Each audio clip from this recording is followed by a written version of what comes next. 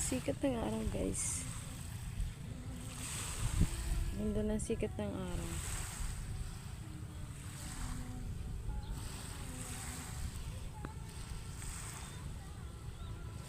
Ito barko yan, tapos dito na yung pier.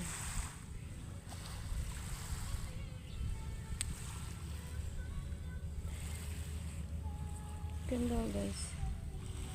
Summer na, kaya guys, come in Caloob, San Juan, Batangas. Tapos minsan yung dagat niya, may maliit, lumiliit siya. So, ganda, guys.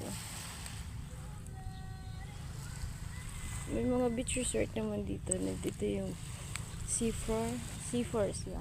Tapos dito MDC. And dito naman is Caloob Bay. So, search nyo lang po Caloob, San Juan, Batangas. So, makikita nyo yung mga resort na magaganda dito. Ang ganda ng dagat, guys. Tahimik. Parang buhay ko lang. Sana maging silent. Char. Joke lang. Masarap naman talaga sa buhay yung maging tahimik, no? Parang yung dagat lang. Kapag siguro yung dagat may problema. So, lumalakas din siya. Parang tao lang.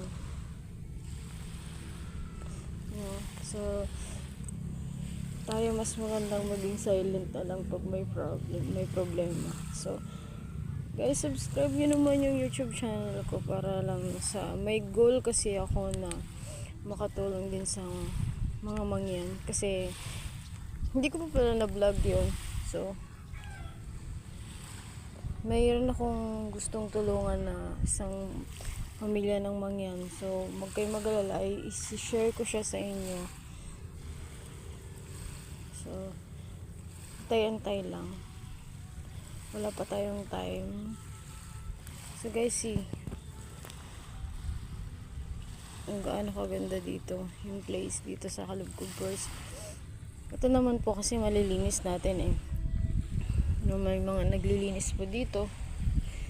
I think meron silang day kung kailan sila maglilinis. Ganun. So, ganyan, guys. Please subscribe my YouTube channel.